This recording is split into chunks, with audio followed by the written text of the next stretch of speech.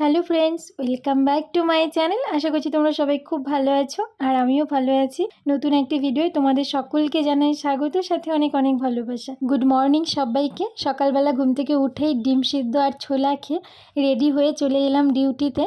আর ডিউটিতে কাজের ফাঁকে এটা ছিল ব্রেকফাস্ট, আমার সব কলিগরা আমার জন্য রেখেছিল। তো ব্রেকফাস্ট খেয়ে ডিউটি শেষ করে রুমে ফিরে কেটে নিলাম সবজি। আর সবজি কাটতে কাটতে ওইদিকে ডাল সিদ্ধ বসিয়ে দিয়েছি। তো মুসুর ডাল তো সিদ্ধ হয়ে গেছে তাড়াতাড়ি।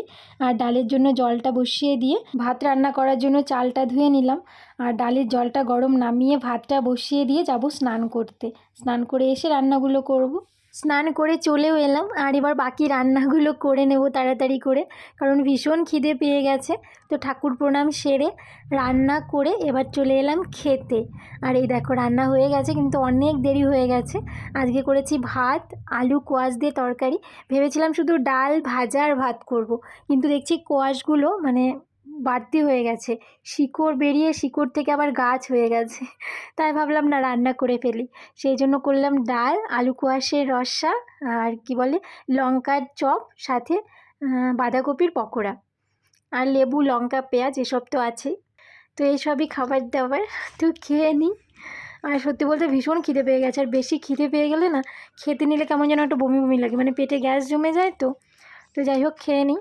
আর এত তাড়াহুড়ো করে রান্না করেছি, ভাবছিলাম যে একটা রান্নাও হয়তো খেতে ভালো হবে না, খেতে পারবো না। তারপরে কি বলে ভগবানের দয়া বলতে পারো, সবগুলো রান্নাই ভালো হয়েছে। চপটা তো খেতে ভালো হয়েছে, সাথে রস আর ডাল সবটাই খেতে ভালো হয়েছে। আর খাওয়া শেষ করে বসলাম নারকেল কুল নিয়ে। আগে ছোটোবেলায় সরস্বতী পুজো না হলে কুল খেতাম না, কিন্তু এখন সময়ের সাথে সাথে সব কিছু পাল্টে গেছে। যাই হোক, ভুলেও গেছিলাম, প্রথম দিন ভুল করে খেয়ে ফেলেছিলাম। আর ভুল করে যখন খেয়ে ফেলেছি তখন আর খেলে কি হবে। তো নারকেল কুল দুটো নিয়েছি, তো দুটো নারকেল কুল খেয়ে একটু ঘুম দেবো, শরীরটা ভালো না। ঘুমিয়ে উঠলে মানুষের ফ্রেশ লাগে, আর ঘুম থেকে উঠেও যেন আমার ঝিমুনি লাগছে, জানি না এত খারাপ লাগছে। তো ভাবলাম একটা বেদানা খেয়ে দেখি, যদি শরীরটা একটু সুস্থ লাগে। তো বেদানাটা ছাড়ালাম, আর বেদানাটা ভীষণ সুন্দর, পুরো লাল টকটকে। তো খেয়ে দেখি কি হচ্ছে। আমি জানি না কিছু, কয়েকদিন থেকে এমন শরীরটা দুর্বল লাগছে, কিছুই ভালো লাগছে না।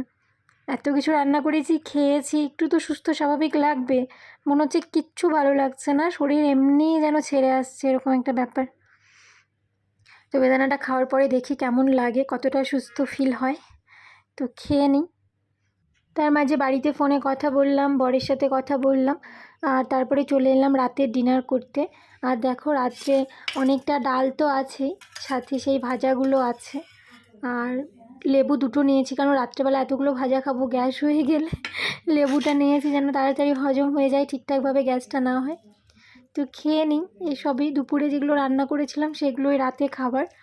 তোমরা দেখেছিলে দুপুরে যা রান্না করেছিলাম সেটাই রেখে দিয়েছি, কারণ একা একা তো অতগুলো খাবার খাওয়া যায় না একবারে।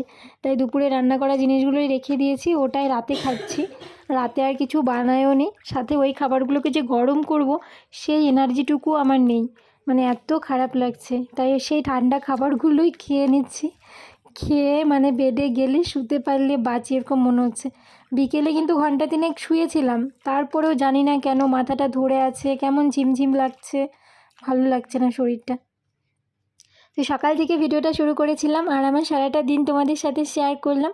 আজকের মতো ভিডিওটা এতটুকুই। সবাই খুব ভালো থেকো, আবার তোমাদের সাথে কথা হবে নতুন ভিডিওতে। টাটা।